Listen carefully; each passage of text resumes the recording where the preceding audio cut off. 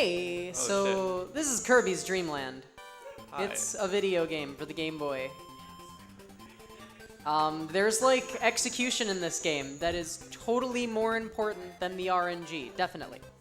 This is an execution-driven game that is not entirely determined by RNG. Whenever you're ready.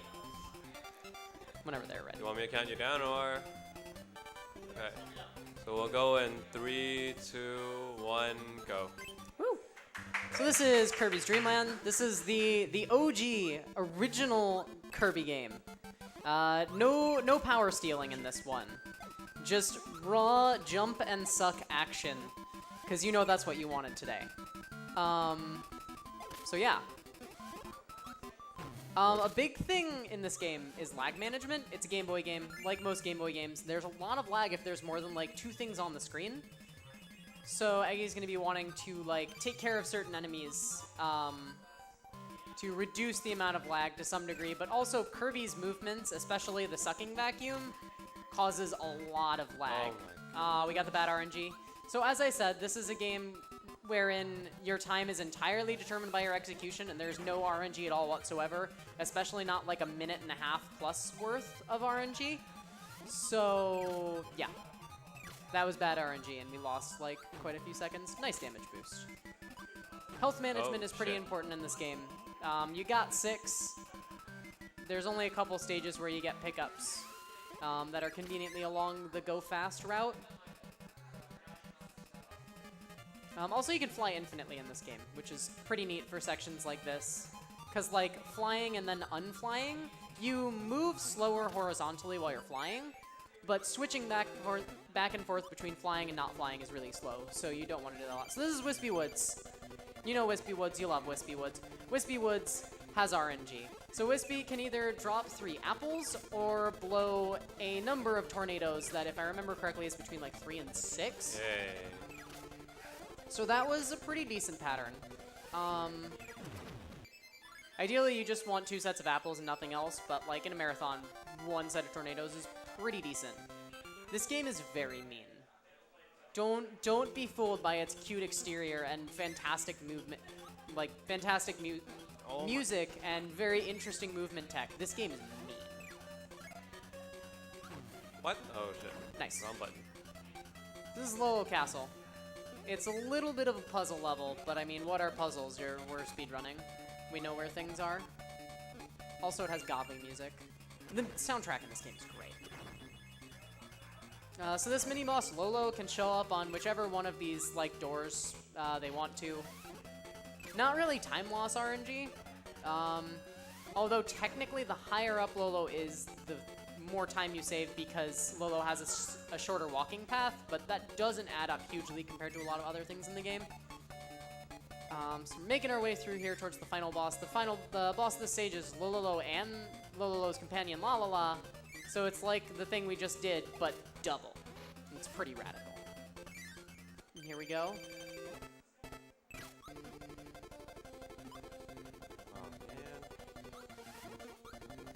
So Lololo and Lalala can be really mean. They can just give you dumb patterns.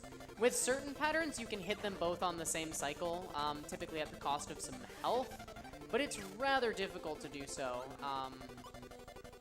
You kind of have to be in the right place at the right time for that to work, and like then this can happen. But he got him. Okay. Then Kirby dances.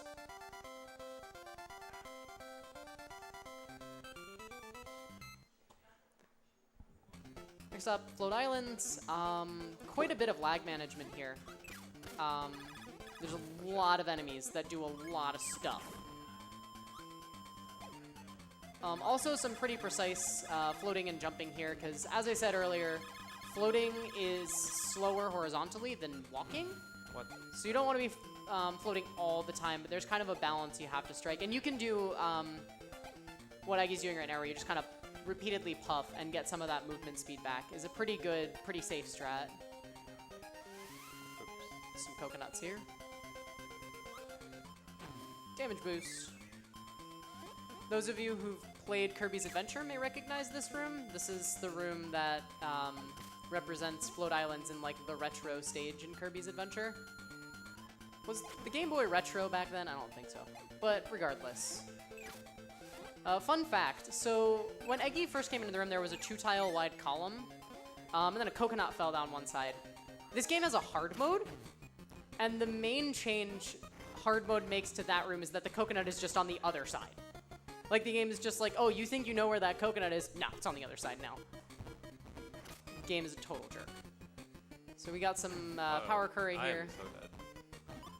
It's fine. So coming up here, we have the best boss in the game, Kabula, who has no real RNG whatsoever. Kabula's movement is RNG, but that doesn't necessarily slow you down, which is pretty nice. We here in the Kirby's Dream Land community take what we can get as far as RNG is concerned. I haven't played this game since Summer Games Done 2016, but you know.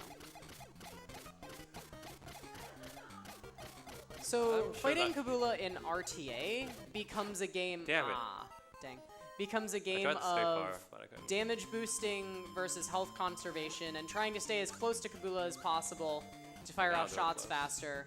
But in a marathon, you really want to play it safe, and like with 1 health, you're probably gonna get hit. It's hard to dodge this if you try to go fast, because Kabula can fire that 3-shot pattern that is very difficult to dodge when you're doing close range hits like this, and there you go. Nice positioning for the star.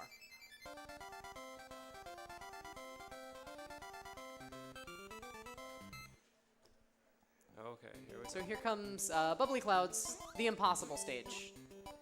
Bubbly Clouds has some of the most difficult movement in the game. I'm just gonna play the super safe. Yeah. There's just a lot of enemies, a lot of like small area platforming. Those enemies that were floating there, I forget what they're called. If you try to suck them in, they'll chase after you and explode. So don't do that.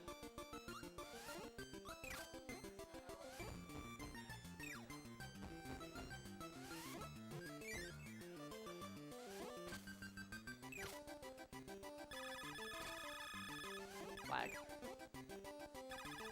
So like as you can see, you've got like narrow corridors here with lots of enemies. Optimizing Bubbly Clouds is really hard.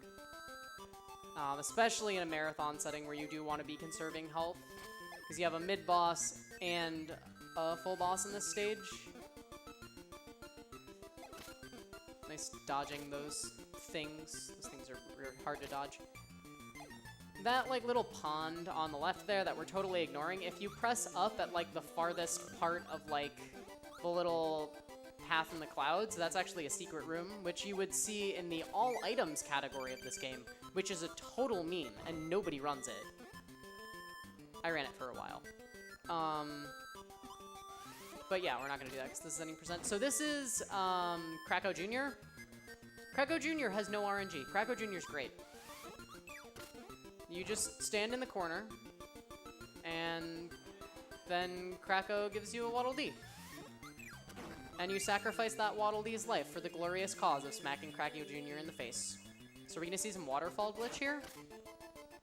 No. Ah, dang.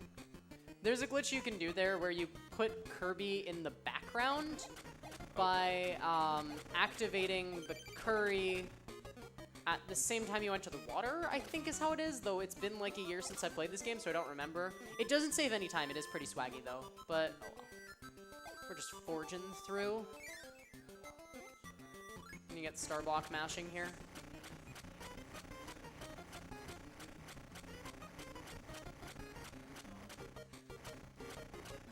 Have I mentioned that this game has really good music? It is really good music.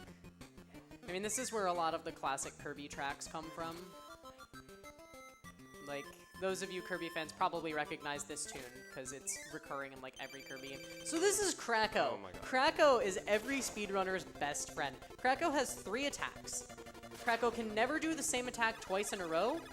Which attack Kracko does after doing an attack is 50-50. Only one of Kracko's attacks allows you to damage Kracko. Kracko, I've seen, I think the worst I saw in my time playing this game was 14 attacks in a row with no Waddle Dees. Oh my god. Like this. Like this. Kracko is a jerk. Like, you think you have a good run going? No, no, no. Kracko gets to decide that. theoretically, Krakow can just infinite you. Like, that's the best part. Oh, come on, Krakow. There you go. And Krakow's dead. Good riddance. Okay, that's not that bad. Yeah, that was definitely not a good pattern by any stretch of the imagination, but I mean, what are you going to do? It's Marathon. So we got Mount DDD with this just fantastic music. It's a Mega Man-style boss rush here, featuring little, like, mini versions of each stage, which are pretty cool. It's kind of like a little remix, or they just kind of play with the elements. Like, this one is like a falling thing. And then you have mirror Kirbys that you have to hit. Unless you're the TAS, in which case you can sneak into the doors without hitting the Gordos. But don't do that. It's dangerous. So it's like, yeah, we just fought Krakow. Great. Here he is again. More RNG.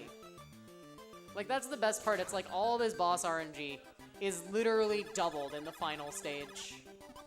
It's really something.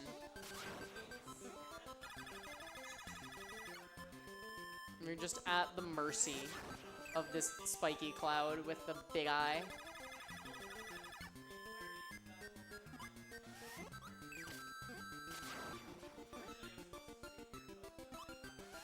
Yeah, that's not that bad. Yeah, that was pretty decent.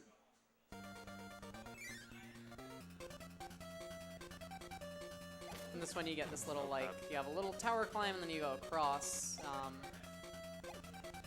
the puff strats, and dancing Kirby, and in the door. This track is so good. It's bumping. Really like how in the boss rush, they just play the stages music. They don't even do boss music. You just get more stage music, and it's really good. Like, if you've ever wondered to yourself, how the heck do Kirby's Dream Land runners sit through hundreds of attempts of miserable RNG, the music is the answer. It's too good. You can get a little mini float islands here. Getting down that gap fast is really hard. Because it's one tile, and Kirby's hitbox is a tile. Like, it is not a little bit less than a tile, it's a tile. So you really have to be precise if you want to make it down there. I like that swaggy jump into the mint leaf, that's good. So just like Kabbalah Solo, the boss rush becomes a game of damage boosts very quickly. Taking as little damage as possible on Kabula, and there's a couple, if you're going in RTA, you can save quite a bit of time on each of these little mini stages with some damage boosts, but in a marathon, not necessarily the best idea, because Kabbalah and DDD can be pretty mean. We get Wispy round 2 here, so we're just hoping for apples, or tennis balls, or whatever the heck they are. They look like tennis balls to me.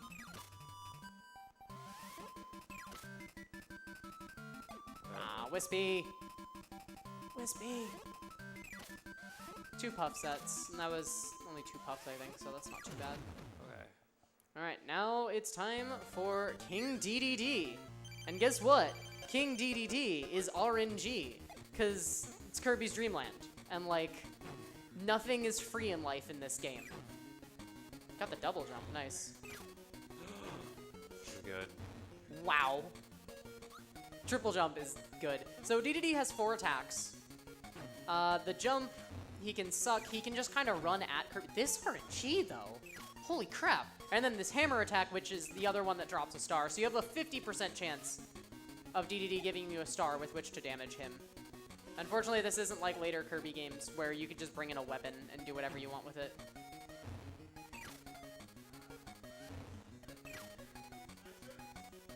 Yep, time coming up. Crap.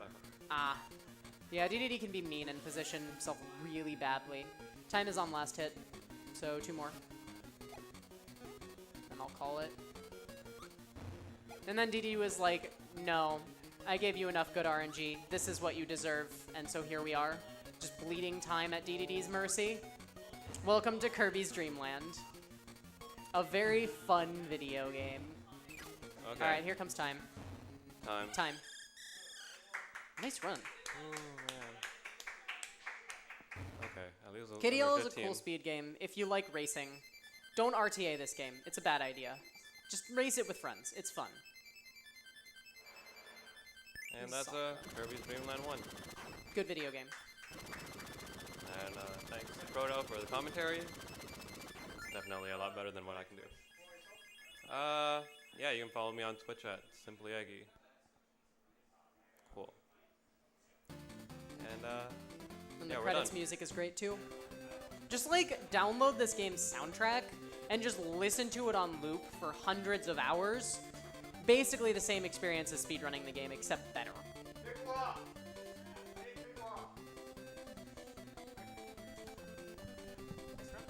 Thank you.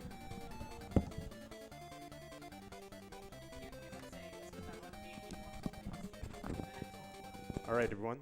That was Kirby's Dreamland for the Game Boy.